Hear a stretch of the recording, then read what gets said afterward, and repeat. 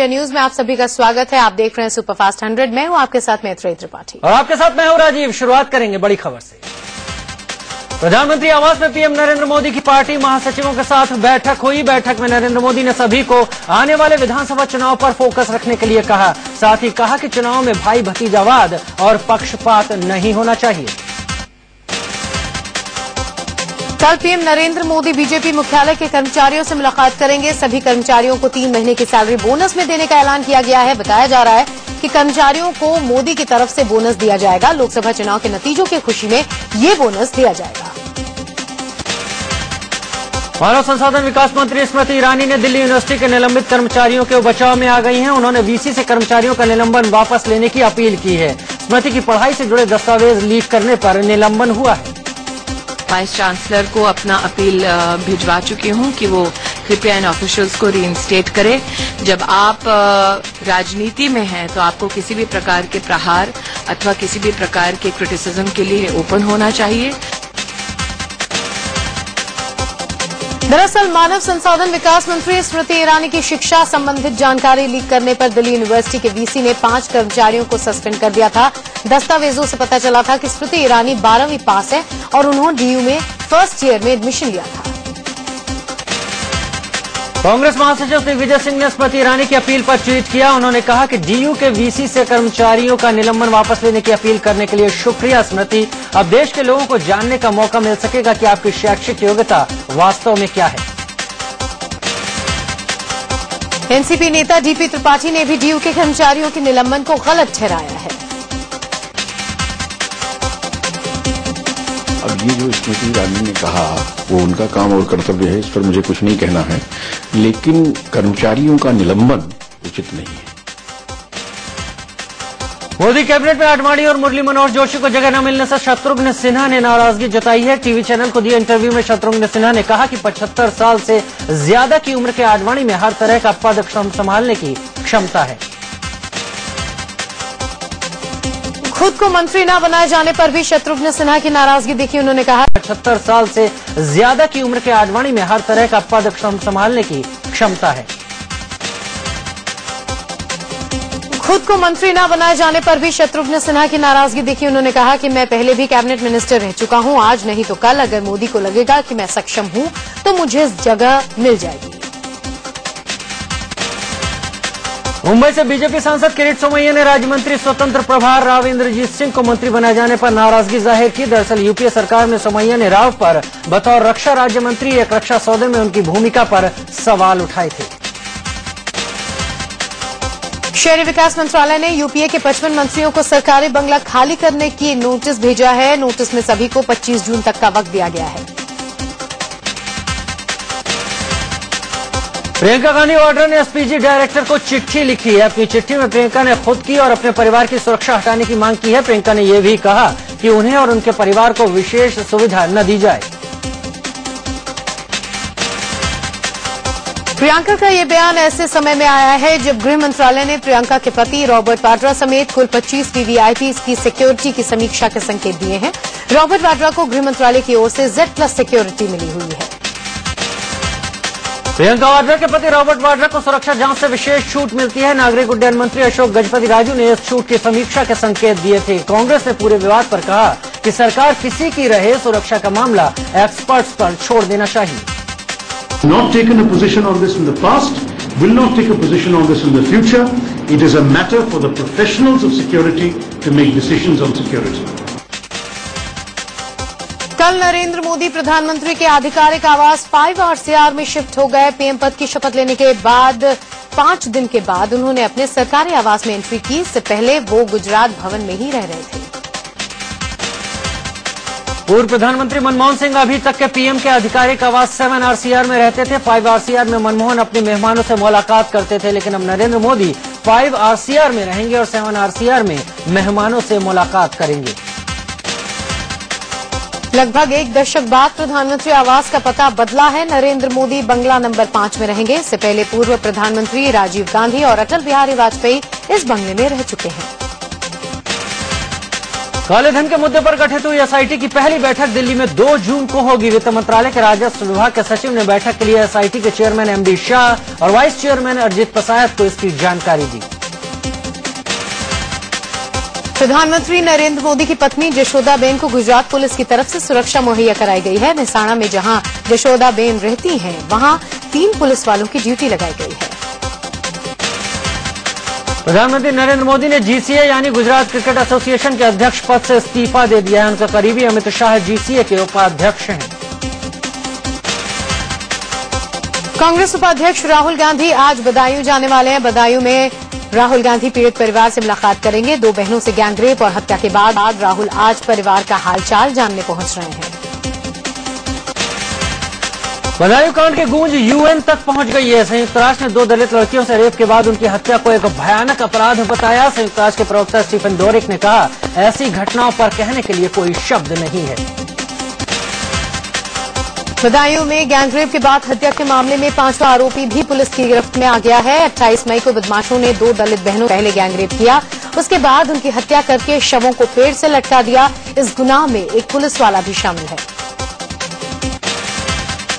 इससे पहले कल यूपी सरकार ने केंद्रीय गृह मंत्रालय को घटना की रिपोर्ट भेजी। रिपोर्ट में जानकारी दी गई कि दोषियों के खिलाफ कड़ी से कड़ी कार्रवाई की जा रही है। मामले को लेकर प्रशासन मुस्तैद है। केंद्रीय गृह मंत्रालय ने पूरे मामले पर सख्त रुख अख्तियार किया है। गृह मंत्री राजनाथ सिंह ने पूरे मामले को लेकर गृह मंत्रालय के अधिकारियों से बात की और घटना पर कार्रवाई को लेकर जानकारी दी। बदायूं कांड को लेकर यूपी की अखिलेश सरकार ने भी सख्ती दिखाई। 2 कांस्टेबलों को सस्पेंड कर दिया गया है। घटना को गंभीरता से लेते हुए सीएम ने पुलिस अधिकारियों को कड़ी फटकार लगाई और ऐसी घटनाओं से निपटने के लिए सख्त कदम उठाने के निर्देश दिए। सीएम अखिलेश यादव ने मामले की सुनवाई फास्ट ट्रैक कोर्ट में करवाने का निर्देश भी जारी किया ताकि दोषियों को जल्द से जल्द कड़ी से कड़ी सजा दिलाई जा सके। सीएम ने कहा कि ऐसी वारदात को कतई बर्दाश्त नहीं किया जाएगा। यूपी सरकार ने बदायूं कांड के पीड़ित परिवार को 10 लाख रुपए की मदद देने का ऐलान किया है। साथ ही परिवार को पूरी सुरक्षा का भी भरोसा दिया गया है। अधिकारियों को तत्काल कार्रवाई के निर्देश दिए गए हैं। बदायूं रेप केस पर यूपी के आईजी एसटीएफ ने विवादित बयान दिया है। उन्होंने कहा कि यूपी में अगर रेप की घटनाएं रोकनी है तो ज्यादा से ज्यादा टॉयलेट बनाने पड़ेंगे। 60 to 65% रेप्स लड़कियों के साथ उस समय हो रहे हैं जब वो टॉयलेट के लिए जा रहे हैं। इसके लिए जो टॉयलेट कैंपेन है वो एक बहुत इंपॉर्टेंट एस्पेक्ट आ जाता है। This is also part of that. इसके लिए भी प्रयास करने की आवश्यकता है। उधर बदायूं की वारदात को लेकर बीएसपी के अध्यक्ष मायावती ने यूपी में राष्ट्रपति शासन लगाने की मांग की है। साथ ही उन्होंने कहा कि मामले की सीबीआई जांच होनी चाहिए। बदायूं केस को लेकर दिल्ली के यूपी भवन के बाहर जेएनयू के छात्रों और आईएसए ने जोरदार प्रदर्शन किया। प्रदर्शनकारियों ने मुख्यमंत्री अखिलेश यादव के खिलाफ नारेबाजी की और उनका इस्तीफा मांगा। बदायूं में हुए गैंगरेप को लेकर मचे घमासान के बीच यूपी में एक और गैंगरेप का मामला सामने आया। समाजवादी पार्टी के सुप्रीमो मुलायम सिंह यादव के संसदीय क्षेत्र आजमगढ़ में 4 दरिंदों ने 11वीं की एक छात्रा को अगवा करके उससे गैंगरेप किया। यूपी में अपराधियों के हौसले इस कदर बुलंद हो गए हैं कि रेप पीड़ित की मां की जमकर पिटाई कर डाली। इटावा में रेप केस वापस नहीं लेने पर आरोपी ने साथियों के साथ मिलकर लड़की की मां पर जानलेवा हमला बोला, जिसमें वो बुरी तरह से जख्मी हो गई। इटावा रेप केस में पुलिस ने मुख्य आरोपी को तो गिरफ्तार कर लिया, लेकिन पीड़ित की मां के साथ पिटाई करने वाले बाकी 3 आरोपी पुलिस की गिरफ्त से बाहर हैं और मुख्य आरोपी की गिरफ्तारी भी 15 दिनों के बाद हुई। पुलिस वाले अपराध पर लगाम तो नहीं लगा पा रहे हैं, लेकिन पैसे की वसूली को लेकर आपस में भिड़ रहे हैं। बदायूं में रिश्वत के पैसे के लेन देन को लेकर थाने में ही पुलिस वालों की भिड़ंत हो गई और हाथापाई की नौबत आ गई। यूपी में बिजली को लेकर हाहाकार को लेकर राज्य और केंद्र सरकार के बीच ठन गई है। सीएम अखिलेश यादव ने इसका ठीकरा केंद्र के सिर फोड़ा है। सीएम ने कहा कि यूपी को कोयला नहीं मिलने की वजह से बिजली का संकट गहरा रहा है।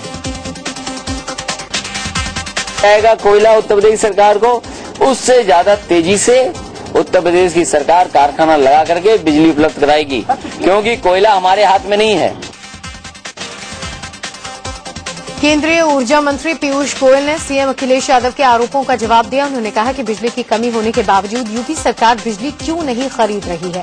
चुनाव से पहले अखिलेश बिजली खरीद रहे थे, अब खरीद बंद क्यों कर दी। Power is available in the exchange The state government, if it desires, can buy power from the exchange. I wonder why they are not buying the power.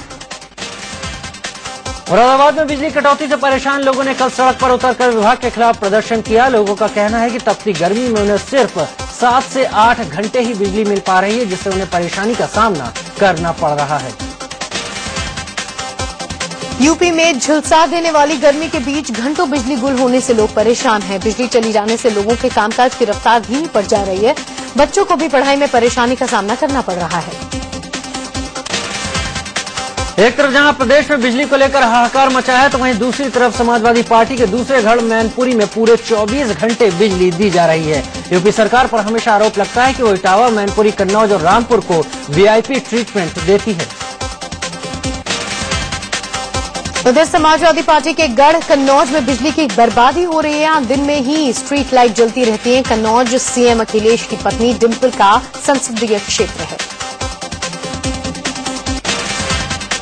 प्रधानमंत्री नरेंद्र मोदी ने ट्वीट कर कहा है कि उनकी जिंदगी को सिलेबस का हिस्सा नहीं बनाना चाहिए। उन्होंने लिखा कि कुछ राज्य मेरे संघर्ष को स्कूल सिलेबस में रखना चाहते हैं, लेकिन किसी जीवित इंसान की जीवनी को सिलेबस में नहीं डालना चाहिए।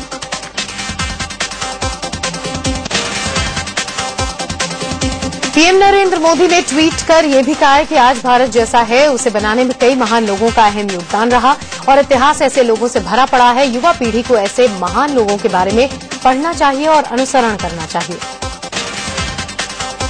दरअसल राजस्थान, मध्य प्रदेश और गुजरात की सरकार ने ऐलान किया था कि वो मोदी की जीवनी को सिलेबस में डालेंगे ताकि स्कूली बच्चों को मोदी के संघर्ष के बारे में पता चल सके, लेकिन अब मोदी ने इस पर ऐतराज जता दिया है। लोकसभा चुनाव में मिली हार के बाद एमएनएस प्रमुख राज ठाकरे अब जनता से सीधे बात करना चाहते हैं, जिसके लिए वो आज रैली करने वाले हैं। I want to speak with you नाम की इस रैली को आज राज ठाकरे शाम 5 बजे संबोधित करेंगे। आईबी के पूर्व डायरेक्टर अजीत डोभाल को देश का नया राष्ट्रीय सुरक्षा सलाहकार बनाया गया है। इससे पहले शिवशंकर मेनन राष्ट्रीय सुरक्षा सलाहकार थे। मुंबई में शिवसेना ने होर्डिंग्स लगाई हैं जिसमें लिखा है दिल्ली में मोदी सरकार और अब महाराष्ट्र में उद्धव ठाकरे सरकार, जिसके बाद कांग्रेस ने इस पर सवाल उठाते हुए कहा है कि बीजेपी ऐलान क्यों नहीं कर रही कि उद्धव मुख्यमंत्री पद के दावेदार होंगे। वहीं इस मामले में शिवसेना प्रमुख उद्धव ठाकरे ने कहा कि उनके कार्यकर्ताओं का उनके प्रति प्यार है और अब समय आ गया है कि इस बारे में चर्चा होनी चाहिए।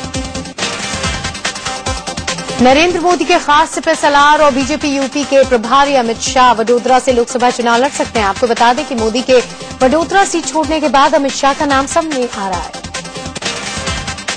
बीएसपी सुप्रीमो मायावती ने कहा कि उनकी पार्टी यूपी के 12 विधानसभा सीटों पर होने वाले उपचुनाव में प्रत्याशी नहीं उतारेगी। उन्होंने कहा कि अखिलेश सरकार साल भर के अंदर गिर जाएगी और बीएसपी विधानसभा चुनाव की तैयारी में जुटी हुई है। समाज सेवी अन्ना हजारे नरेंद्र मोदी सरकार के मुरीद हो गए। उन्होंने यहां तक कह दिया कि ऐसा लग रहा है कि अच्छे दिन आने वाले हैं। अन्ना ने काले धन पर एसआईटी गठन किए जाने की तारीफ की है।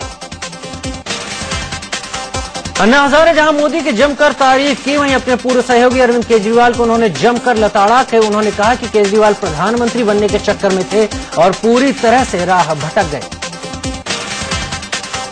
जम्मू के एक होटल में भीषण आग लग गई। हादसे में 4 लोगों की झुलसकर मौत हो गई, जबकि 9 लोग गंभीर रूप से जख्मी हैं। घायलों को नजदीकी अस्पताल में भर्ती कराया गया है। होटल में आग रात करीब 2 बजे लगी। आग लगने के वक्त लोग गहरी नींद में सो रहे थे। घंटों की मशक्कत के बाद आग पर काबू पाया गया। होटल का नाम नीलिमा होटल है। बताया जा रहा है कि होटल नेशनल कॉन्फ्रेंस के नेता चंद्रमोहन का है।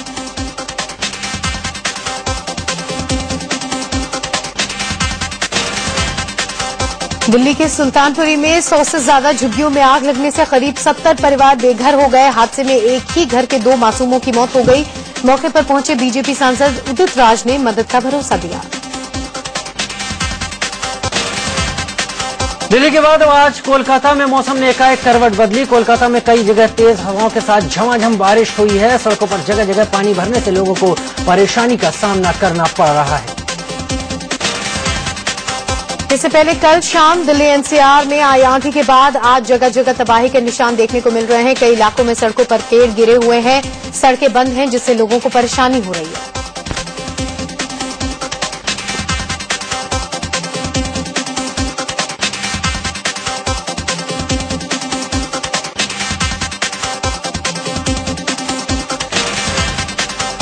दिल्ली एनसीआर में कई जगह सड़कों के किनारे खड़ी कारें आंधी की भेंट चढ़ गईं। कारों पर पेड़ गिरने से वो तहस नहस हो गईं। सैकड़ों लोगों को शुक्रवार को आई आंधी से भारी नुकसान हुआ है। आंधी की रफ्तार इतनी तेज थी कि बड़े बड़े पेड़ जड़ से उखड़ गए। शुक्रवार की शाम दिल्ली एनसीआर में आंधी की तबाही का असर आज भी जगह जगह देखा जा सकता है। शुक्रवार की शाम आई आंधी ने पूरी दिल्ली को हिलाकर रख दिया। आंधी और बारिश के बाद दिल्ली के कई इलाकों में बिजली गुल रही। रात भर लोग अंधेरे में रहे। गर्मी के मौसम में बिजली न रहने से लोग सड़कों पर निकल आए।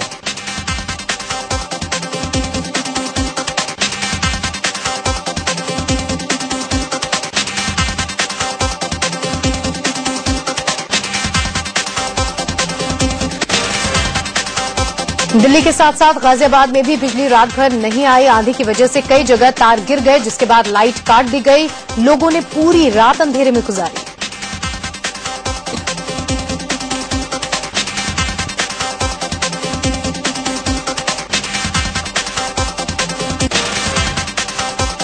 शुक्रवार की शाम आई आंधी दिल्ली एनसीआर में 12 लोगों की मौत हो गई। जगह जगह पेड़ उखड़ गए। गाजियाबाद के लोनी में होर्डिंग की चपेट में आने से एक लड़के की मौत हो गई। वहीं दिल्ली के करावल नगर में खंभा गिरने से मौत हो गई।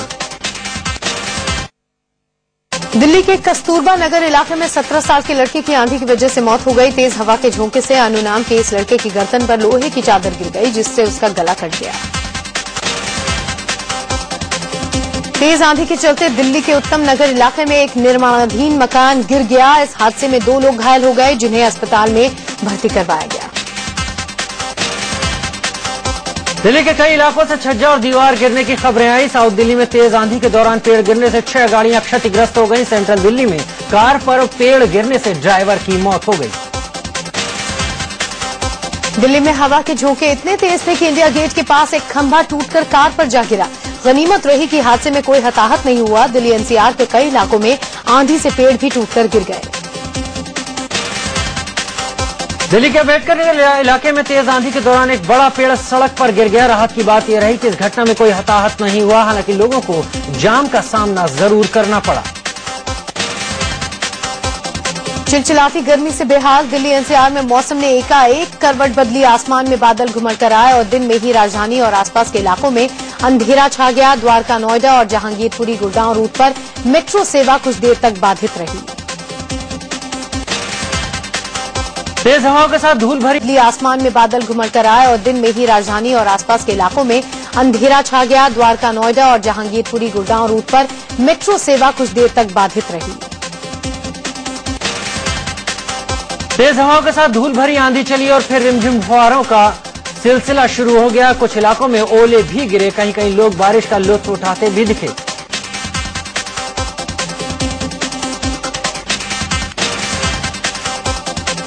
मौसम बदलते ही अंधेरे की वजह से दिन में ही सड़कों पर गाड़ियों की लाइट जल गई। सड़कों पर पानी भरने लगा, जिससे गाड़ियों की रफ्तार धीमी पड़ गई। कई इलाकों में जाम भी लग गया। शुक्रवार को आई आंधी से मची तबाही से दिल्ली के कई इलाकों में पानी का संकट गहरा गया है। बिजली की कमी से ट्रीटमेंट प्लांट प्रभावित हुआ है। 30% कम उत्पादन होने की वजह से पानी सप्लाई में कटौती देखी जा रही है। बारिश के बाद गाजियाबाद में लोगों को गर्मी से राहत मिली। तेज बारिश की वजह से तापमान में गिरावट दर्ज की गई। हालांकि इस दौरान लोगों को जाम का भी सामना करना पड़ा।